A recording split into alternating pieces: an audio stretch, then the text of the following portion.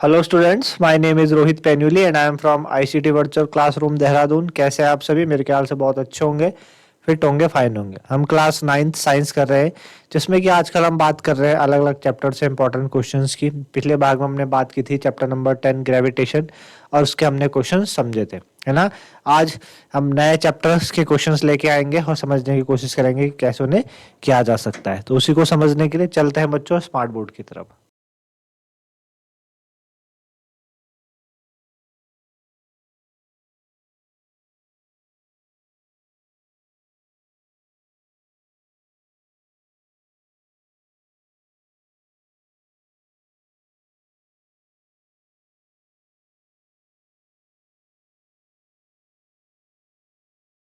ठीक है, chapter 8 motion. कुछ इंपॉर्टेंट बातें, जैसे कि हमारे पास फर्स्ट इक्वेशन ऑफ जो मोशन है वो क्या होती है। First equation of motion,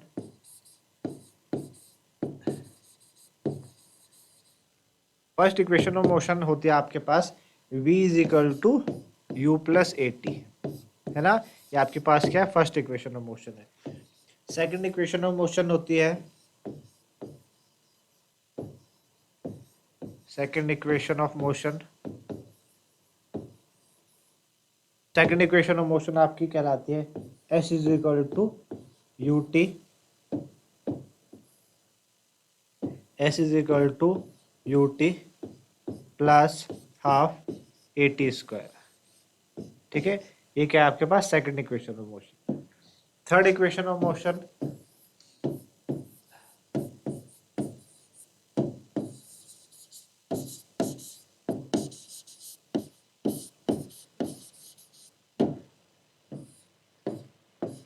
third equation of motion v square is equal to u square plus 280।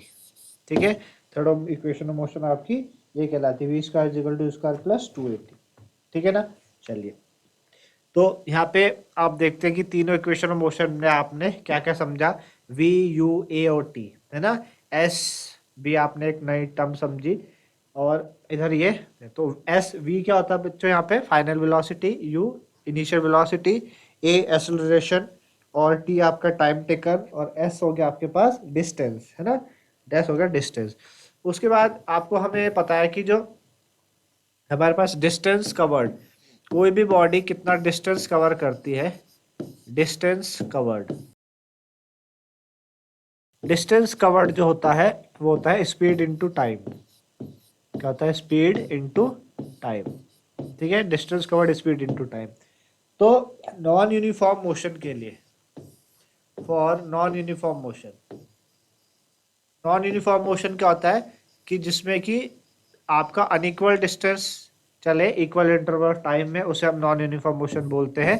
तो नॉन यूनिफॉर्म मोशन में होता क्या है कि जो एवरेज स्पीड होती है आपकी, नॉन यूनिफॉर्म मोशन में एवरेज स्पीड कितनी होती है? नॉन यूनिफॉर्म मोशन में एवरेज स्पीड आपकी कहलाती है जितना आपके पास डिस्टेंस है upon t1 plus t2, twice of distance upon t1 plus t2। ये होती है नॉन यूनिफॉर्म मोशन में एवरेज स्पीड। ठीक है ना, क्योंकि आप क्या कर रहे हैं, इस तरीके से बात कर रहे हैं। दूसरा, जो वेलोसिटी होती है आपकी बॉडी की, वो यूनिफॉर्म रेट पे जब चेंज होती है, तो एवरेज वेलोसिटी क्या कहलाती है? एवरेज वेलोसिटी, है ना। एवरेज वेलोसिटी, एवरेज वेलोसिटी होती है आपके पास v प्लस यू अपॉन 2, है ना। v मतलब फाइनल, u मतलब इनिशियल। आप सपोज किसी वेलोसिटी से चल रहे थे, आपने एक्सेलरेट किया और आपकी वेलोसिटी बढ़ गई, v हो गई, तो एवरेज वेलोसिटी कितनी निकल जाएगी? v प्लस यू अपॉन 2, है ना। ये हो गया आपके पास एवरेज वेलोसिटी। अगर आप किसी जर्नी में, कोई जो जर्नी है वो दो इक्वल पार्ट्स में डिवाइड है, एक हाफ ऑफ डिस्टेंस आप v1 वेलोसिटी से चलते हैं और एक हाफ आप v2 वेलोसिटी से चलते हैं, उस टाइम क्या होगा, है ना। हमने कहा सपोज हमारे पास ये कोई डिस्टेंस है ना, a, दिस इज b, और ये क्या पास c। एक हाफ डिस्टेंस आप ये वाला डिस्टेंस v1 वेलोसिटी से चले, और एक हाफ डिस्टेंस आप ये वाला डिस्टेंस आप v2 वेलोसिटी से चले, है ना।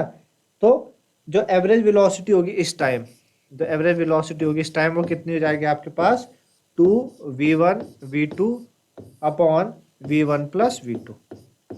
ठीक है ना, समझ आया। अब ए से सी तक की दूरी आपने v1 वेलोसिटी से कवर करी, सी से बी तक की दूरी आपने v2 वेलोसिटी से कवर करी, तो एवरेज वेलोसिटी आपके पास 2v1 v2 upon v1 plus v2 हो जाती है। ठीक है ना। चलिए, अगर आप किसी यूनिफॉर्म सर्कुलर मोशन में है ना, आपके पास क्या है, ये यूनिफॉर्म सर्कुलर मोशन आपके पास, आप क्या है सर्कुलर मोशन में है और यूनिफॉर्म सर्कुलर मोशन आप कवर कर रहे हैं, तो इस यूनिफॉर्म सर्कुलर मोशन में जो एक्सेलरेशन होगा आपके पास ए की वैल्यू होगी वो कितनी हो जाती है वी स्क्वायर अपॉन आर। कितनी, v square upon r. V मतलब यूनिफॉर्म स्पीड, ठीक है ना, और आर यहाँ पे हो गए रेडियस ऑफ सर्कुलर पाथ। तो सर्कुलर मोशन में, यूनिफॉर्म सर्कुलर मोशन में आपके पास acceleration equal to v square plus r होती है ना। चलिए, अगला कि अगर बॉडी, कोई भी बॉडी है और वो बॉडी आपका किसी सर्कुलर पाथ में रिवॉल्व कर रही है या सर्कुलर पाथ में मूव कर रही है, कोई बॉडी सर्कुलर पाथ में क्या कर रही है, मूव कर रही है, तो उस टाइम जो उसकी वेलोसिटी होगी है ना, वो कितनी हो जाएगी 2πr। उस टाइम जो उसकी वेलोसिटी होगी वो जाएगी 2πr अपॉन टी। ठीक है ना, कितनी हो जाएगी 2πr अपॉन टी। आपको पता है स्पीड क्या होती है, distance upon time, velocity displacement upon time. Velocity क्या होती है, डिस्प्लेसमेंट अपॉन टाइम। तो कितना बॉडी डिस्प्लेस हुई है, कितना हुआ भाई, पूरा सर्कल उसने कवर किया, सर्कमफेरेंस ऑफ सर्कल कितना होता है 2πr, और कितना समय लगा उसको, टी टाइम लगा। तो उस समय अगर बॉडी किसी सर्कुलर पाथ में चल रही है तो वेलोसिटी उसकी कितनी हो जाएगी 2πr अपॉन टी हो जाएगी। ठीक है ना। चलिए, अगला अगर एंगुलर वेलोसिटी की बात करें, किसकी बात करें, एंगुलर वेलोसिटी, तो एंगुलर वेलोसिटी को हम डिनोट बताते हैं ओमेगा से। एंगुलर वेलोसिटी को किससे बताते हैं, ओमेगा से, और ओमेगा कितना होता है थीटा बाय टी, है ना। ओमेगा होता है आपके पास थीटा बाय टी। तो ये आपके पास क्या है, एंगुलर वेलोसिटी है। ठीक है ना, समझ आया आपको। तो आप चलते हैं क्वेश्चंस की तरफ। पहला क्वेश्चन है, which of the following is true for displacement. which of the following which of the following is true which of the following is true for displacement।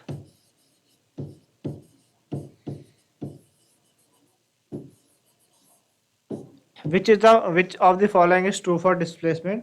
पहला, it cannot be zero, it cannot be zero, displacement zero नहीं हो सकता। और अगला, its magnitude is it's greater than its magnitude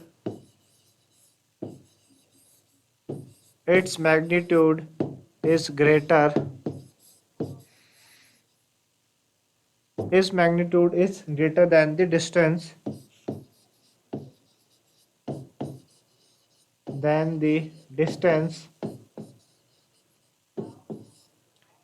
traveled by the object। distance travel by the object।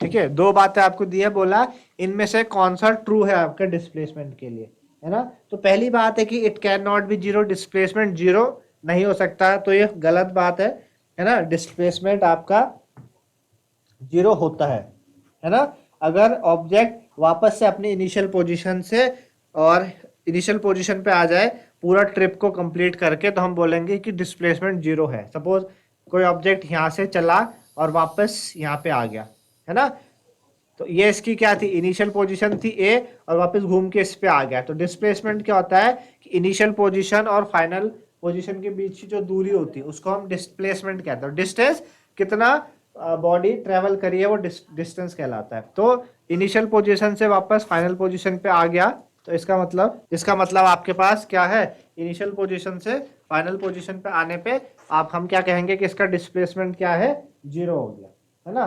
ठीक है ना। चलो, दूसरा बोला कि तो ये बात तो फॉल्स हो गई, ये वाली जो बात है वो क्या है, फॉल्स है, ये ट्रू नहीं है।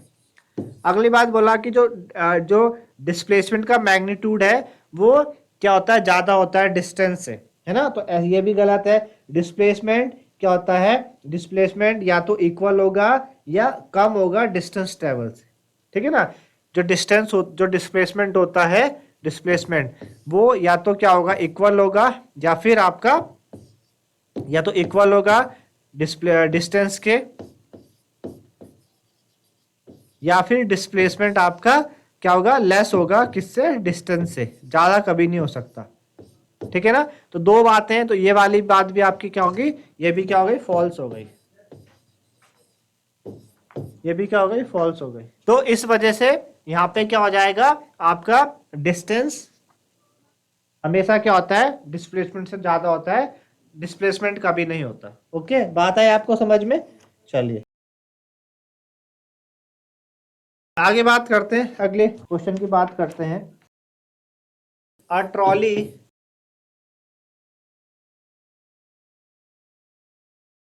while going down, trolley while going down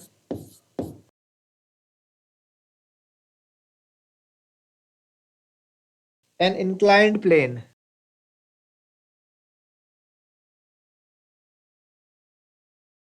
an inclined plane has an acceleration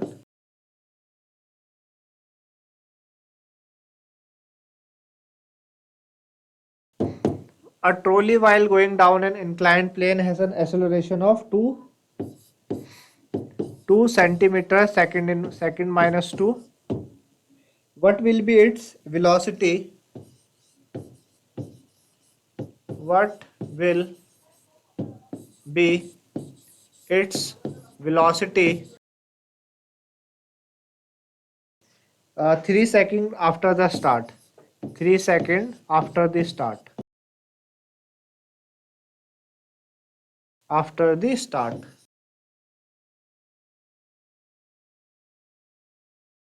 तो हमें क्या बताया गया है कि एक ट्रॉली है को इंक्लाइंड प्लेन में जा रही है ना, एक ट्रॉली इंक्लाइंड प्लेन में जा रही है जिसका एक्सेलरेशन कितना है, 2 सेंटीमीटर सेकंड माइनस 2, एक्सेलरेशन हमको दिया है 2 सेंटीमीटर। अब वो ट्रॉली स्टार्ट हुई होगी है ना, इंक्लाइंड प्लेन में जा रही, तो स्टार्ट हुई कि नहीं, उसकी जो इनिशियल वेलोसिटी होगी व्यू, वो तो जीरो होगी, इनिशियल वेलोसिटी उसकी कितनी होगी बच्चों, जीरो होगी, क्योंकि स्टार्ट हुई चलना, है ना। अच्छा, हमें बोला है कि कितना समय लगेगा, 3 सेकंड बाद, 3 सेकंड बाद हमें बताना है कि उसकी वेलोसिटी कितनी होगी, यानी हमें क्या निकालना है, 3 सेकंड बाद जो फाइनल वेलोसिटी है v हमें कैलकुलेट करनी है। तो हमें पता है कि इक्वेशन ऑफ मोशन क्या होता है, v is equal to u plus a t, first equation of motion आपको बताई थी, है ना। और v हमें निकालना है, इनिशियल वेलोसिटी हमारे पास 0 है, प्लस a हमारे पास कितना दे रखा, 2, ठीक है ना, ये हमारे पास 2 दे रखा है, इनटू टाइम हमारे पास कितना है, 3 सेकंड है। तो वेलोसिटी यहाँ पे जो फाइनल वेलोसिटी आएगी वो कितनी आ जाएगी बच्चों, 6 सेंटीमीटर पर सेकंड, है ना। कितनी आ जाएगी फाइनल वेलोसिटी, 6 सेंटीमीटर पर सेकंड, 6 सेंटीमीटर पर सेकंड आपकी फाइनल वेलोसिटी आ गई। ये इस तरीके से क्वेश्चन था, है ना। कुछ चीजें हैं जो हमें समझ के नोट डाउन करनी है, और देन फिर इसको आप कर सकते हैं इजीली। चलिए आगे बढ़ते हैं नेक्स्ट क्वेश्चन की तरफ। तो हमें दिया है कि स्टार्टिंग फ्रॉम रेस्ट अ बस, starting a bus starting from rest moves with a uniform acceleration, moves with a uniform acceleration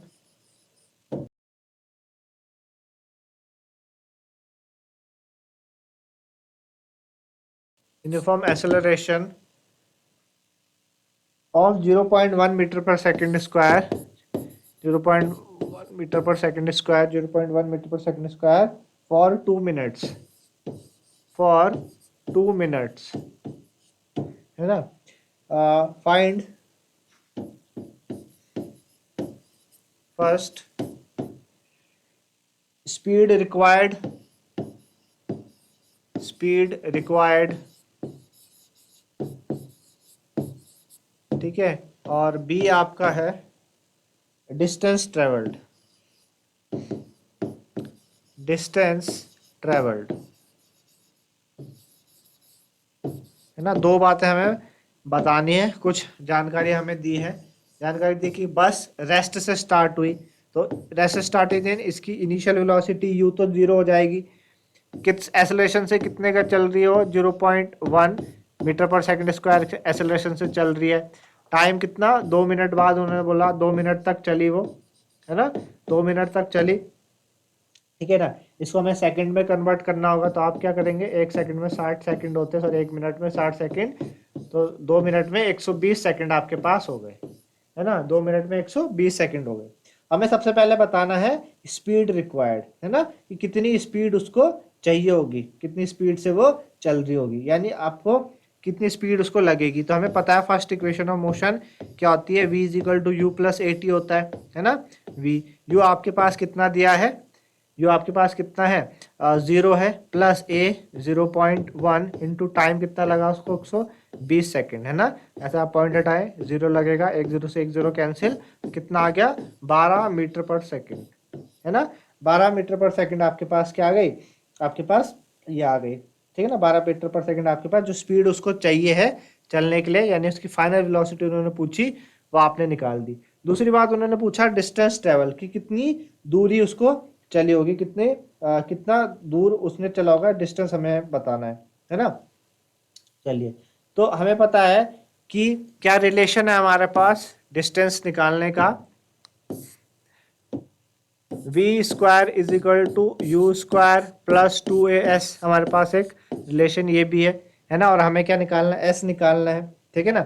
चलिए, तो अगर मैं बात करूं v square minus u square 2as is equal to ये हो जाएगा, और s की जो वैल्यू आ जाएगी यहाँ से कितनी आ जाएगी, v square minus u square upon 2a, है ना।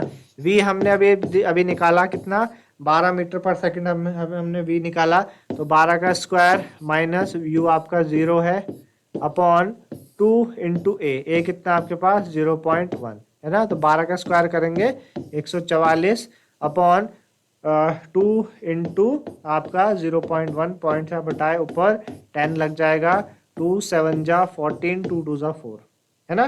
2 7 जा 14, 2 2 जा 4, कितना आ गया आपके पास डिस्टेंस, 720 मीटर, है ना।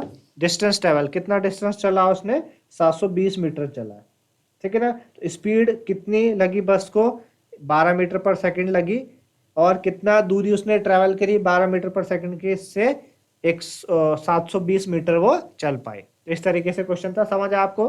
क्या दो चीजें हमें पूछी थी, स्पीड रिक्वायर्ड, क्योंकि रेस्ट से चलना स्टार्ट हुई, इनिशियल तो 0 होगी, और जैसे वो स्टार्ट हुई तो कुछ वेलोसिटी अटेन करेगी, कुछ स्पीड अटेन करेगी, जो v होती है वो हमने निकाली, और कितनी दूरी तक वो चली, ठीक है ना। चलिए आगे बढ़े, next question, what can you say about the motion of an object, what can you say about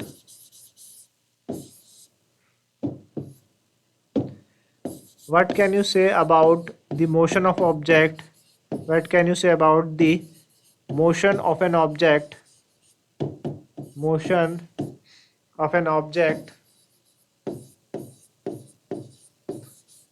ठीक है, whose distance time graph,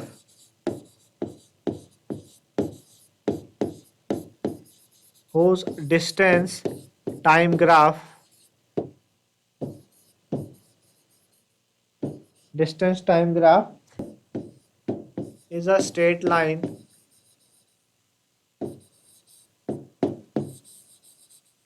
parallel to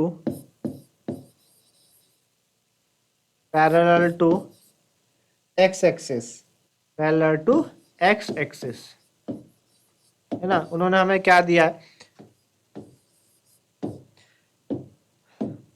आपके पास डिस्टेंस टाइम ग्राफ इस तरीके से क्या है, डिस्टेंस टाइम ग्राफ है, एक्स एक्सिस में आप क्या लेंगे, टाइम लेंगे इधर, और वाई एक्सिस में आप क्या ले रहे हैं, डिस्टेंस लेंगे, ठीक है। और बोला कि डिस्टेंस टाइम ग्राफ क्या है, स्ट्रेट लाइन है जो कि एक्स एक्सिस के पैरेलल है, तो इस तरीके से बनेगी, एक्स एक्सिस के पैरेलल इस तरीके से बनेगी। हमें पूछा गया है कि हम इसको देख के, ग्राफ को देख के हम क्या कहेंगे, ऑब्जेक्ट के मोशन के बारे में हम क्या कहेंगे।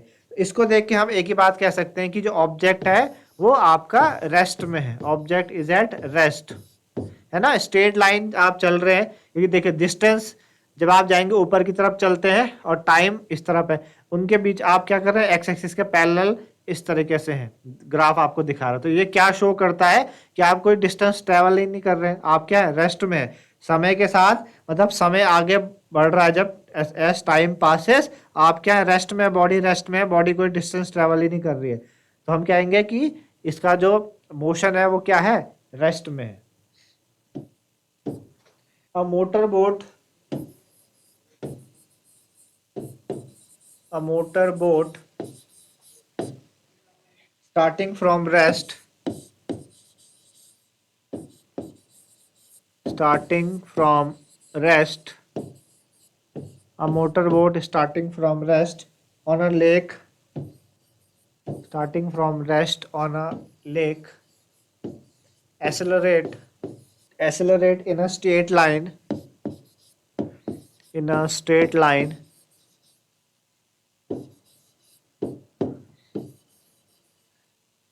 in a straight line at a constant rate, at a constant rate,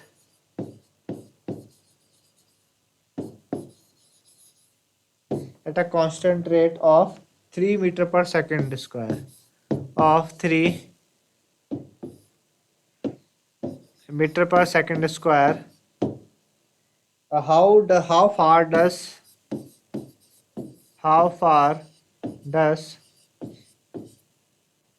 the boat travel, the boat travel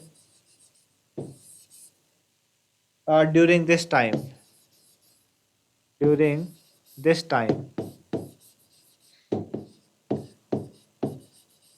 basically हमें दूरी बतानी, डिस्टेंस बताना है कितना वो ट्रैवल करी, है ना।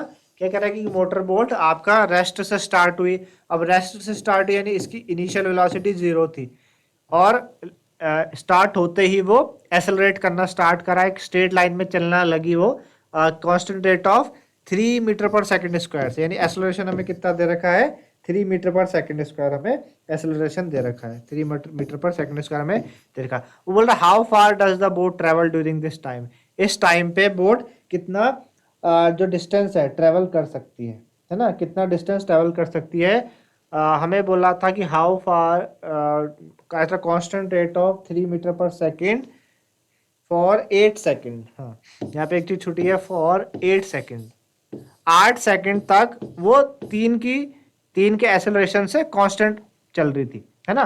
जैसे वो ये बोट है, बोट स्टार्ट हुई, बोट क्या हुआ, इनिशियल वेलोसिटी इसकी 0, अभी रेस्ट पे है, फिर वो चलना स्टार्ट हुई, स्ट्रेट लाइन में चलती गई चलती गई चलती गई, तो 8 सेकेंड तक उसकी जो एक्सेलरेशन था वो 3 मीटर पर सेकेंड था। उसके बाद फिर 8 सेकेंड के बाद उसने एक्सेलरेशन उसका बड़ा कम हुआ, इसके बारे में हमें कोई जानकारी नहीं दी है, हमें बस ये बताया कि 8 सेकेंड तक वो इस कांस्टेंट एक्सेलरेशन से चल रही थी, तो कितनी दूरी तक वो पहुंचेगी।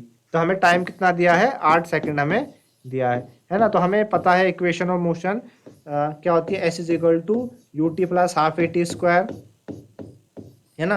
ये हमारे पास पता है u t plus half a t square, ऐसा हमें निकालना है। इनिशियल वेलोसिटी आपके पास 0 है, टाइम आपके पास 8 प्लस हाफ ए आपको पता है कितना 3 इंटू टाइम कितना दे रखा हमें 8 का स्क्वायर 8 इंटू 8, है ना। तो 2 4 जा 8 हो जाएगा, 4 8 जा 32, और 32 मल्टीप्लाई बाय 3, 3 2 जा 6, 3 3 जा 9, कितना है 96 मीटर। तो 96 मीटर 8 सेकंड में वो बोट 96 मीटर की जो दूरी है उसे ट्रेवल कर पाएगी। ठीक है ना, समझ आया कि इस तरीके से होता है। बात करें अगले क्वेश्चन की, can a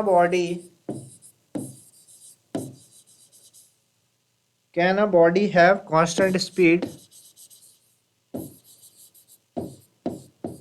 can a body have constant speed but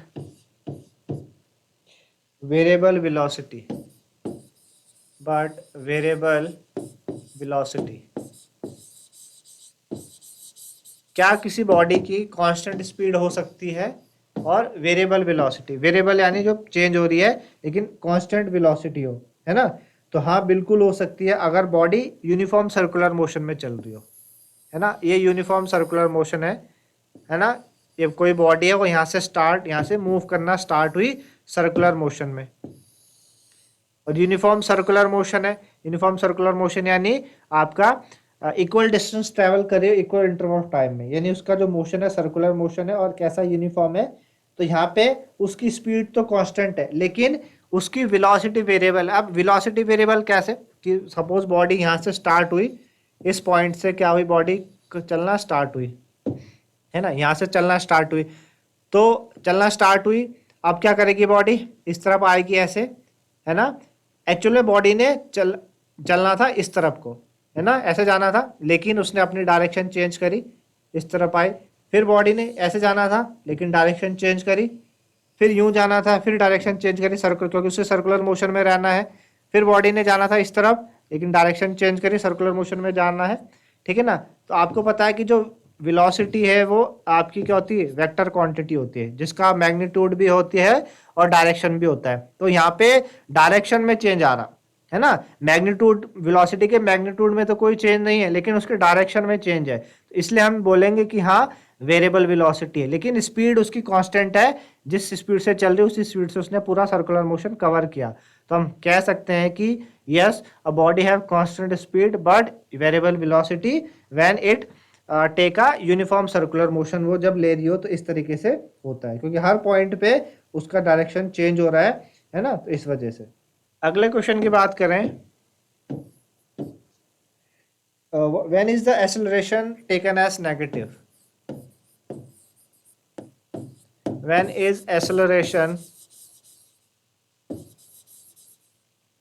taken as negative?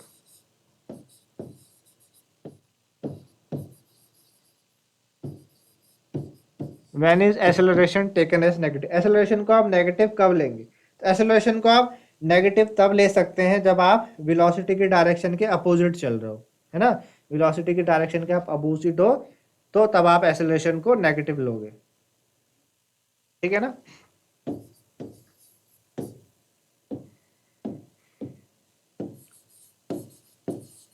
when acceleration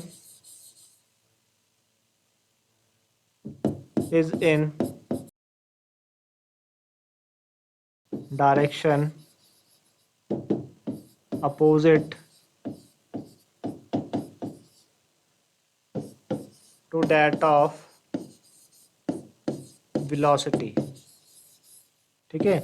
when acceleration is in a direction opposite to that of velocity, तो हम बोलेंगे कि क्या है उसका acceleration को उस समय हम नेगेटिव लेते हैं।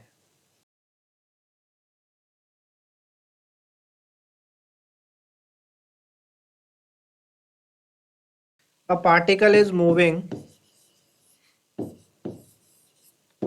a particle is moving in a circular path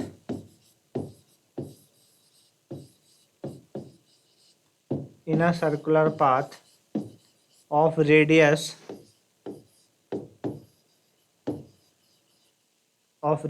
r, ठीक है। what would be the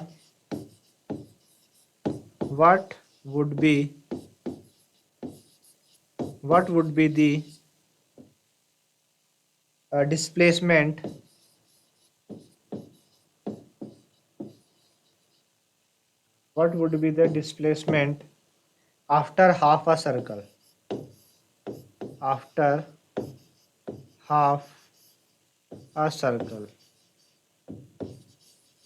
ठीक है।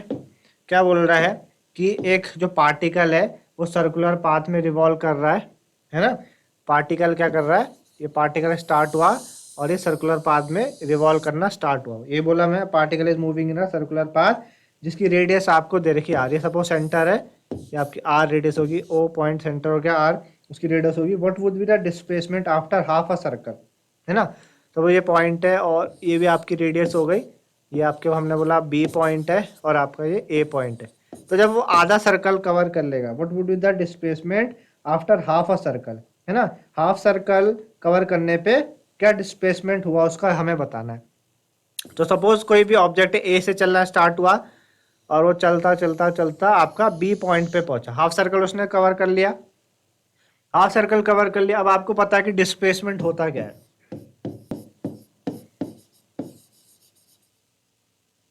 डिस्प्लेसमेंट क्या होता है? डिस्टेंस बिटवीन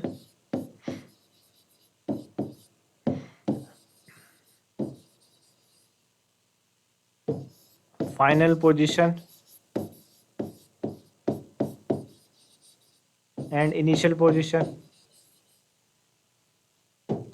इनिशियल पोजीशन है ना, फाइनल और इनिशियल पोजीशन के बीच की जो दूरी है वो डिस्टेंस होता है। तो ए और ए आपका इनिशियल हो गया, बी आपका फाइनल हो गया।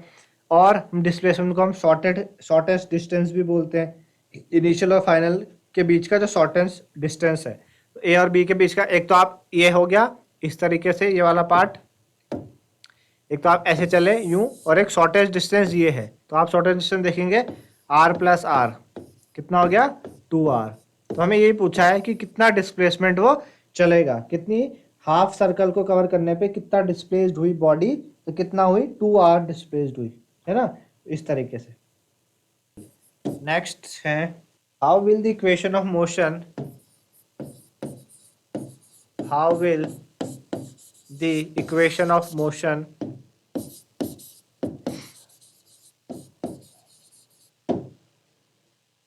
how will the equation of motion for an object